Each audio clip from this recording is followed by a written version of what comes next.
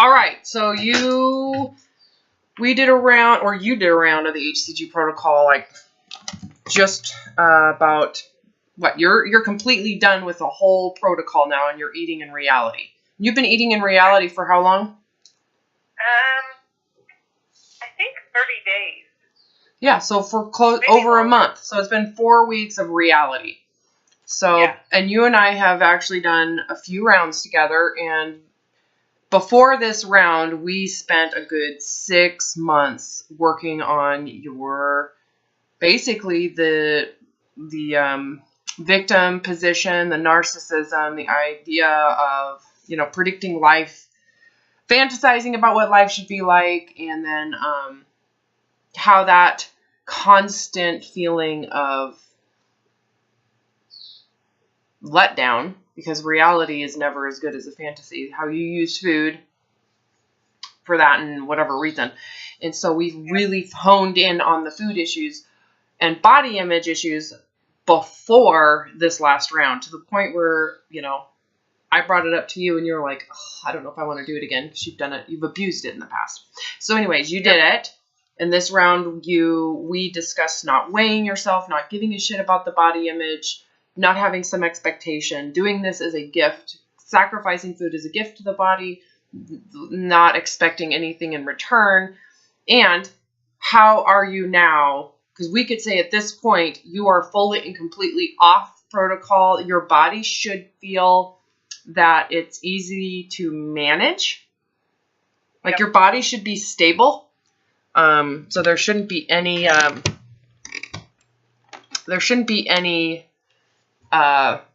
like protocol symptoms at this point. Correct. Okay, so how are you doing? I can sum up how I'm doing with one thing. I now keep little packets of M&Ms at work and at home in case I get hungry for chocolate. Because when I'm hungry for chocolate, I just want a little bit. And, I don't even think about them. And the old me would have had to have eaten every package until they were gone. And I don't even think about it. And there are times I'm super hungry and I can't think even what I'm hungry for. And the other thing I noticed is sometimes I'm really hungry and I can eat and eat and eat like I'm a bottomless pit. Mm-hmm. And this week I was got over hungry and sat down to eat the salad I made, and 4 bites in I was full. And it's just the body will tell you what it needs if you just listen. Yeah, well, and if you don't have the anxiety and angst around feeling bad about your body, and also if you're not judging and moralizing the food, and also if you're not using the food for a dysfunctional reason. Does that make sense? Right. Because that's the only way. So we had to eliminate all that drama for you to get here.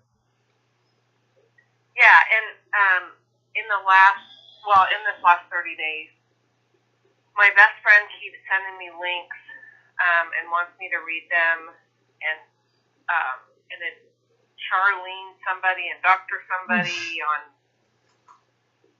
eating, I don't know, small meals and fasting or something or another. My sister has just got done with a round of HCG, and in my opinion. And there was one, and at work, everybody's doing low carb. And last week, I kind of went through 3 or 4 days where I just had enough of hearing all of their crap, and it sounds so crazy, the things they're doing. Now, but you lived that way for a long time. I mean, weren't you on that whole keto, low carb?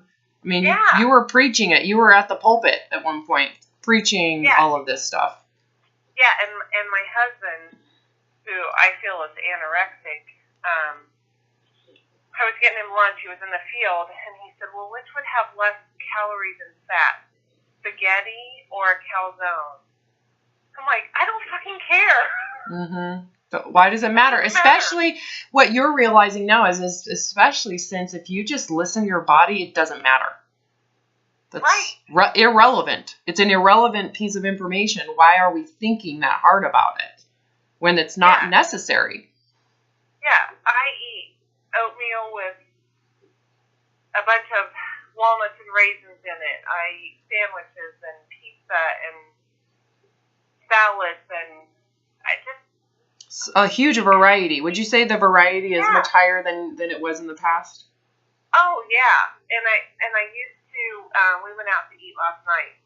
It used to be I would have limited myself to like 3 or 4 selections that were safe food.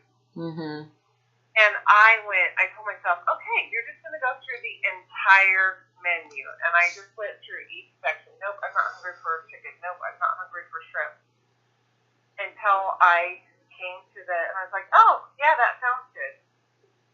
Yeah, that's how I do it. It took me a long time to decide what I was going to eat. And I used to get so irritated with everybody for taking so long to choose what they were going to eat. Because I was like, how hard is it?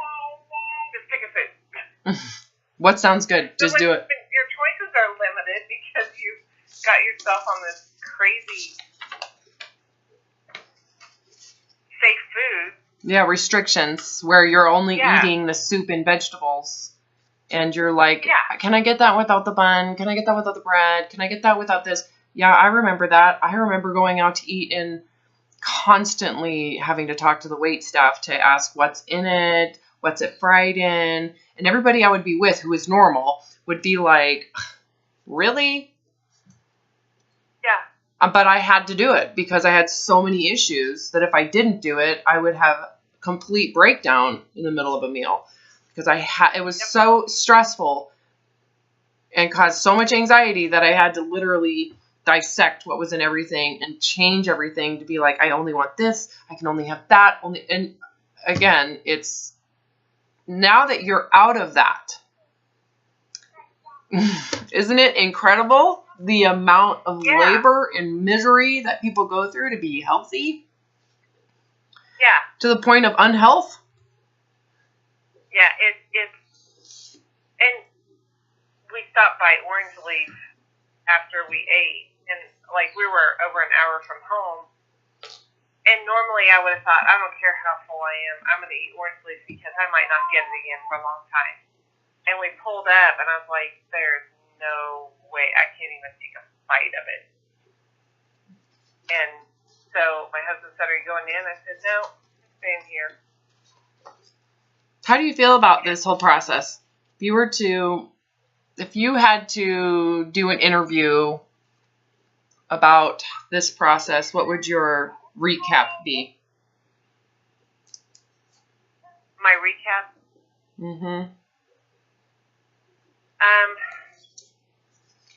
That plunking down the money at first was a huge decision. That I was in so much misery that I was just, this was like a last-ditch effort. And then going through the process was painful at times and frustrating, but now coming out on the other side, it's like I can actually live my life. I don't have to be a victim.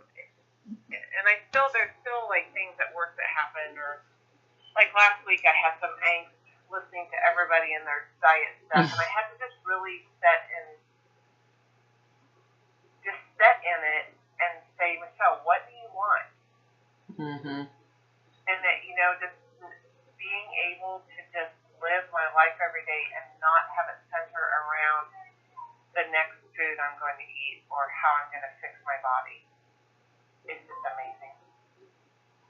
Well, the reason why it's so amazing is because you're fully aware of how impossible it felt before. It feels like it's part. It's almost like this is an appendage that you carry with you, and there's no there's no like process when you're in the need to be thin and hating of the body, and as your body's getting bigger and it's confirming the need to be thinner, and it just is it's like being sucked down into an avalanche that it feels like there's no choice. This is the way it's got to be. And you're a slave. It's like an indentured servant, and you're a slave to this need to be healthy and need to be thinner in such a way that it is like life and death. Like, this is my survival. I survive through thinnerness and healthiness, and it's who I am, and it's what keeps me. It's like it's a weird feeling of this is what keeps me thriving, right? All along, you're having these binge eating issues as a consequence, which is promoting this need to restrict food. So it's almost, again, it's like an avalanche between the need to control your food because you're over consuming and you think you're fat. It all starts from the body image, right? Right. The need to restrict, the impulse to eat, promoting the need to restrict, the impulse to eat, and it's this horrible, horrible, horrible vortex, right? That's just like a black hole. Right. Black hole.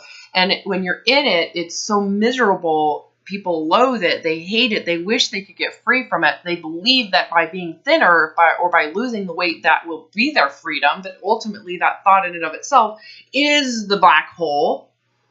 Yep. And then, so by the time, I mean, there's a reason why eating disorders have such a high morbidity rate, and the degree of suicide incidence in eating disorders is massive. It's understandable, right? Now that you're on the outside, but to get here is miraculous from that position. It really is.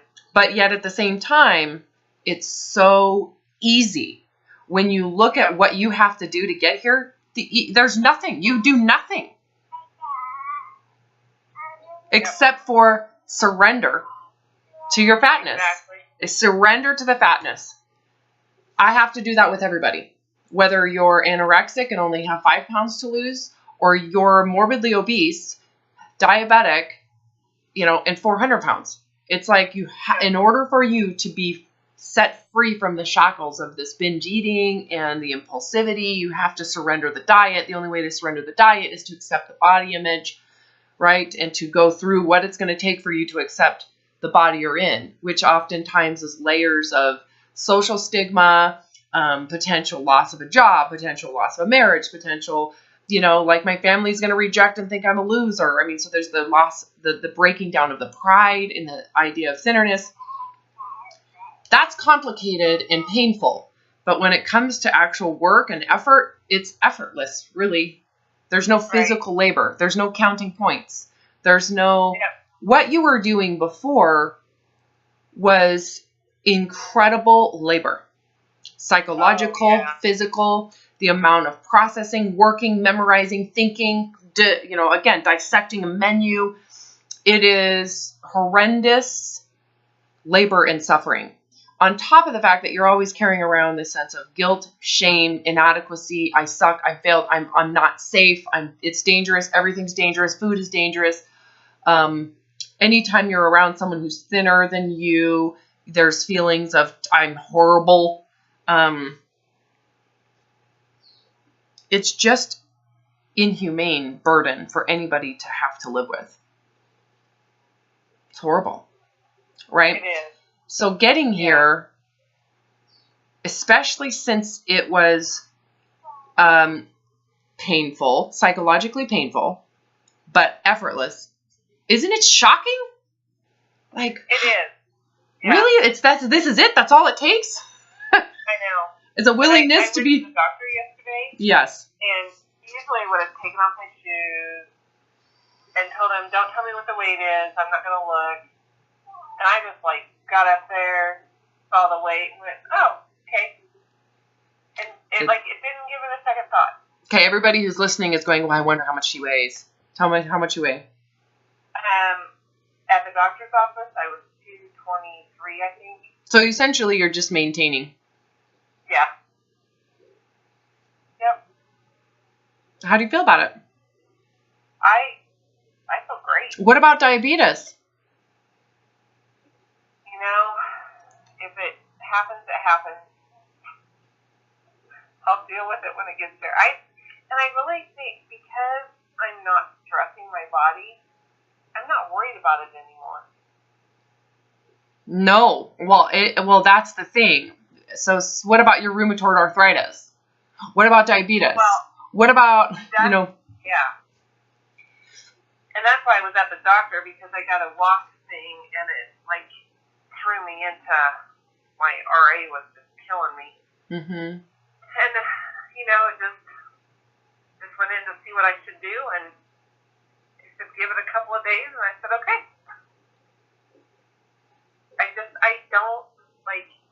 I feel so much better mentally that the physical part I can deal with. Right? So what's amazing to me is how people would hear that and go, oh my God, she should be getting rid of sugar and gluten and she should be doing all those things. But what they're saying is, well, you're exchanging insanity. Right? Which would you rather have? The flare-ups or the insanity? Oh, the flare. Right? I know. That's the amazing thing is most people who are in that insanity don't realize how horrific it is, even though they feel it. Right? Go back there. It took me a moment to realize that my fear of fatness was far worse than what fatness would actually be. Yeah, and when I felt like I was being barraged with all these different diets and whatnot, and it just took a little bit of thinking about the prison I was in, and I'm not going back there. No way. Because it is a prison. And it's a choice. Do you see that now too? So many people are like, it's not a choice. This is totally genetic. I am predisposed to have this. This is a disease. You're going to struggle your whole life. Well, really? Or is it the belief that being thinner is going to be better, the disease? Is it you that's diseased or the belief that you were holding on to that was diseased? It's the belief, yeah. What would make you say that at this point? Where's your evidence for you? I just feel so much better. I feel free. I feel, I don't, like, number one, my mind's not constantly wondering when I'm going to get my next fix and why, what I'm going to eat and how I'm going to fix it after I eat it. Why is that? Because I don't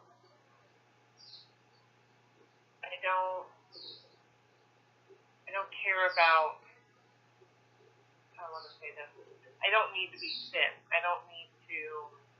You don't care about your weight? I'm okay with what? Would you say it's because you're indifferent about your weight? Yeah. Even though you're considered overweight? Oh, yeah. And I'm a tall person, too, so I've always felt like I was just so much bigger than everyone, and I don't even think about that now. I just look at that other person because they're a person, not the size they are, and how I compare to their size. So before, what percentage of your day was focused on your size, your weight, food, your diet? Almost the entire day. It's like 90%. It was never out of mind. How often did you binge? At least once a day, and there was a period of time where it was the entire day was just a binge, like. Yeah, and then you would go through periods of total and complete starvation, right? Where you were. Right, and then well, I'm not going to eat carbs now, and I'm going to do a cleanse, and I'm going to then do an HCG protocol, and I'll get this back in control, and then I won't be craving sweets because I'm addicted. Yeah. Yeah. And now, and I was constantly felt bloated and just miserable. Mm-hmm. And indigestion, and I get indigestion. I can get indigestion drinking water now. Sometimes I don't know what that's about, but days I'm a little bit bloated, but not very often. Yeah, it's not like before. Right. And I also, you had said to me when I was doing when I went back in after the very low calorie diet, that 3-week period. Mm-hmm. You had said to me, I don't care how bloated you are, if you're hungry, you will eat. And that really, like, there were times I was bloated, and I wouldn't have eaten in the past because I was bloated, but I was hungry. Yeah. I went ahead and ate. So you can see why if you don't eat, you would have eventually binged. Yeah. Yeah. Yeah, it's just the freedom from having the little squirrels running in my head all day long telling me judging what I was eating. What percentage of the day do you think about it now? When I get hungry. Like 5%? 10%? And it's not about your size or weight, I'm assuming. It might be just like, oh, I'm hungry, what should I eat? And then you think about it in that moment, then you eat, and then your mind is done. Like, you're right. thinking about what's else going on, so you don't have to think about it until the next time you're like, oh, I think I'm hungry. So it's really maybe 5 to 10%, and it's not regulated by your mind, it's regulated by your sense of hunger. Right. Yeah, so it's very minimal. Yeah. Fleeting. And when I'm done eating, I move on to the next task. That's a big deal. Yeah. That's a big deal. I remember fantasizing when I was in that illness about what it would be like to just eat something and not have anxiety or a panic attack or not have it to influence what I'm going to do the next day, or how entangled my food was with my exercise and how I felt about myself and how I felt about my day, if I was going to be happy or sad, and how engaged food was and how violent the relationship food was with my body and my activity levels and just how I felt about myself. It was a violent experience. 90% of my day was fixated, outside of, at the time I was a student, so I was going to classes and trying to focus, which was hard to do anyways, because I'm constantly having anxiety about getting fat, right? And having to feel bad about the binge I did before, and how am I going to get rid of it, and am I going to purge? And it basically is, it's a terrible, terrible, terrible, and you can call it a disease, it's a consequence. It's just a terrible plague. I don't know how else to describe it. It's a horrible thing that's affecting and impacting a huge part of the first world cultures. And it isn't something that we should be encouraging for health. But you're so healthy, Robin. Look at you. You've got like 9% body fat. You are super ripped. Like, you're super hot. You're so lucky.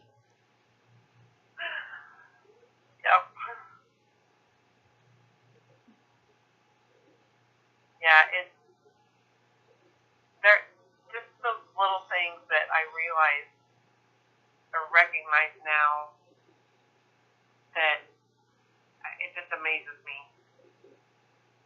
that I can eat and move on with my day. Do you ever think you'll do another round of the HCG protocol?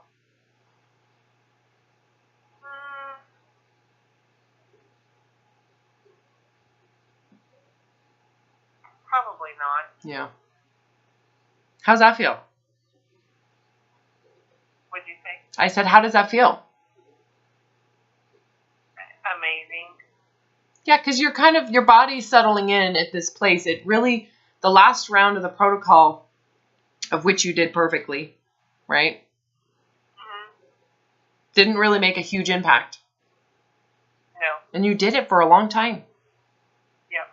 So you could say the impact may be improvement in other areas. I don't know if you feel like your sleeping is better or your thyroid function feels different, or I don't know. If you feel better in different ways, at this point, it's an amazing thing to be aware too, that this is the body I'm in. Yeah, of course, Right. it's much bigger than it was probably hereditarily destined to be. But you know, you can't go through decades of binging and binging and binging and binging and dieting and starving and binging and dieting and starving and binging without having consequences. And so you just have to Right. forgive the whole process and be so grateful for the body you have, that it is still functioning, it is still working for you, it is still loyal to you. Yeah. And I who think knows, the biggest benefit. I want to make one note here. You never know what this way of being with your body over a long period of time, how it might actually make an impact.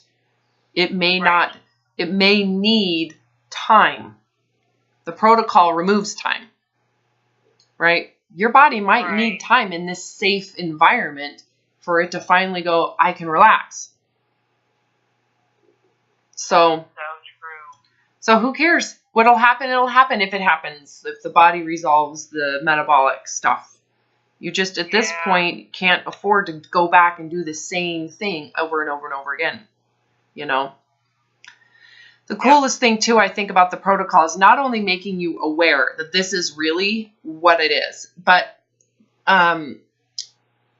because it's regulating itself at this point, and it regulated itself on the protocol, and so this is your evidence.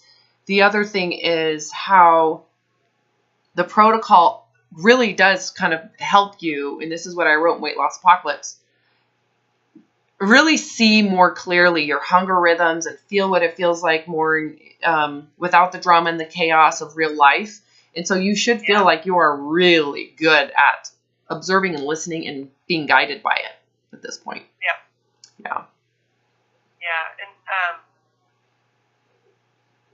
I think also being able to recognize that the food isn't a trigger for my RA. That Yes. was a big. That was a good thing to answer. That was huge, because of most what you go out there and see right now and all the pseudoscience is that you have to change your food. And it's like, you ate next to nothing. And it was vegetables. Yep. On the protocol, and your RA flared big time. And your body was reducing fat. Combination of the two. And it was worse. So it is not necessarily as the fearmongerers and the food route, which is causing, it's like that was causing a lot of harm psychologically. That may have been more of a cause, you know. So anyways. Yeah, and then another one, I just have to share this one too. A lot of times I'm hungry about bedtime, like true hunger. Mm-hmm. And before it would have been, well, I'll eat some Nutella or, something sweet. And now there's so many times I'm like, nothing really sounds good. I'll just go to bed. And it's okay to go to bed and be hungry. Before I would have thought, I need to feed myself. Mm-hmm. Yeah, it's amazing too how the body's natural, the brain stimulation of those sleeping hormones actually create the inflammation that allows you to sleep through the night without having to eat. Yeah. Yeah, it's amazing. I'm going to stop recording. Is there anything you want to tell the listener who is hopeless? Make the call. Go borrow the money if you have to and do it and save your life and your soul. It's worth it. Okay, thank you. Yes, I will work with you. But what about someone who can't afford it? Is there anything you can tell them, someone who is totally suffering, listening to these YouTube videos, looking for any piece of information they can get because they can't afford it? What would you say? Read the book and watch the videos and just let go. Let go of what you think your body needs to be. Mm-hmm. Let go and accept yourself and love yourself and have compassion for yourself. I would agree. I love that, what you just said. Have compassion for yourself. If there was anything I could say, it would be stop trying to change your body. It doesn't matter how big you are. Just let the body be, adapt to this body. Allow yourself to accept your body. Go through the healing process. Go through the pain. Go through the psychological, the grieving, the mourning. Go through what you're afraid to go through. Go the opposite direction. Don't keep on going the same direction. It doesn't get better. You don't get thinner and become happier. It doesn't happen. You get thinner and you become more attached to your thinness, and your suffering gets bigger. So accept your body. Accept it with all of its ailments. Make that permanent and force your mind to adapt and acclimate to that. If you can do that, freedom is right there. It really is just right there. It's right there. It's been there the whole time for you. It just took you suffering a little bit more, going through a lot more pain, and realizing I have to be willing to give this up. I literally have to give it up. I can't just kind of give it up. I have to fully and completely accept that this is permanent. And you went through the pain and the grieving of that. And then once you get to the acceptance side of it, it's like, oh my God, this is so easy. This is amazing. Yeah. It's a painful process. It's not hard. The hard is what you've been doing. Hard is the obsessive, the hiding, the mental hijacking. That's hard. What we're doing is easy. It's just painful psychologically. You go through pain. Yes, that perfectly sums it up. Yeah. All right. Thanks for letting me share this.